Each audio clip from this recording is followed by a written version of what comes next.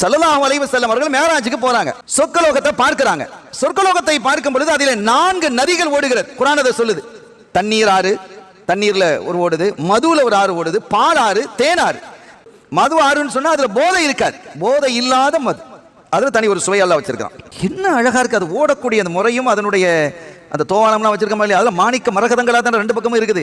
அந்த ஓரங்கள், இந்த படித்துறைகள் இருக்கும் இல்ல, இருக்கிறது மாணிக்கங்கள் மரகதங்களாக இருக்கிறது. கீழே உள்ள மணலாக இல்ல, கஸ்தூரியாக இருக்கிறது. அவ்வளவு சுவை, அவ்வளவு சுகம், அவ்வளவு மனம். அப்ப கேட்டாங்களா, இது என்ன அழகு, என்ன அற்புதம், என்ன சுவை, என்ன மனம், இது எங்க இருந்து உற்பத்தி ஆகிறதுன்னு கேட்டாங்களா. அப்ப அவங்க ஜிப்ரீல் சொன்னாங்க, யார் சொல்ல எனக்கு தெரியாது, நான் படைக்கப்பட்ட காலத்திலிருந்து எனக்கு நினைவுள்ள காலத்திலிருந்து இதை பார்த்துக்கிட்டு ஓடிக்கிட்டு தான் இருக்குது, எங்கிருந்து வருதுன்னு தெரியாது.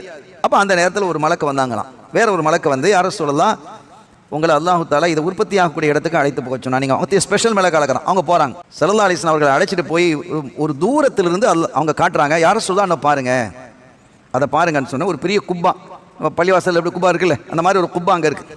அந்த குப்பாவை குறித்து ஸல்லல்லாஹு அலைஹி வஸல்லம் சொல்றாங்க, இந்த குப்பா எவ்வளவு பெருசு அப்படின்னா, குப்பாவுக்கு மேல இந்த உலகத்தை கொண்டு வந்து வச்சா காட்டுக்குள்ள ஒரு வளையத்தை போட்ட மாதிரி இருக்குதுங்கிறாங்க.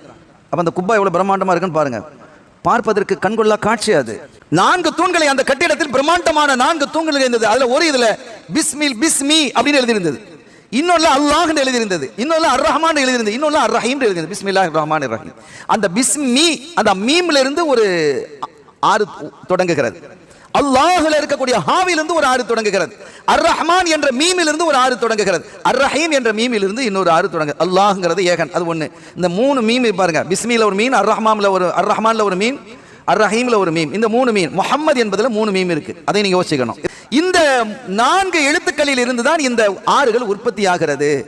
அந்த காட்சி, கண்கொள்ளா காட்சியை நான் கண்டேன் சொல்லிட்டு அதுல விளக்கவுரை எழுதுறாங்க. யார் அதிகமாக பிஸ்மில்லாஹிர் ரஹ்மான் ஒரு காரியத்தை தொடங்கும் போது பிஸ்மில்லா கொண்டு தொடங்கணும் இல்லையா, எல்லாவையும் பிஸ்மில்லாஹிர் ரஹ்மானிர் ரஹீம் கொண்டு யார் அதை சரியாக செய்து வருகிறாரோ அவர் இந்த 4 ஆறுகளில் இருந்தும் அருந்துவதற்கான பாக்கியத்தை பெறுவார் அப்படிங்கிறாங்க. அல்லாஹ் நம்மையும் அதற்கு நசீபாக்கி வைப்பானாக.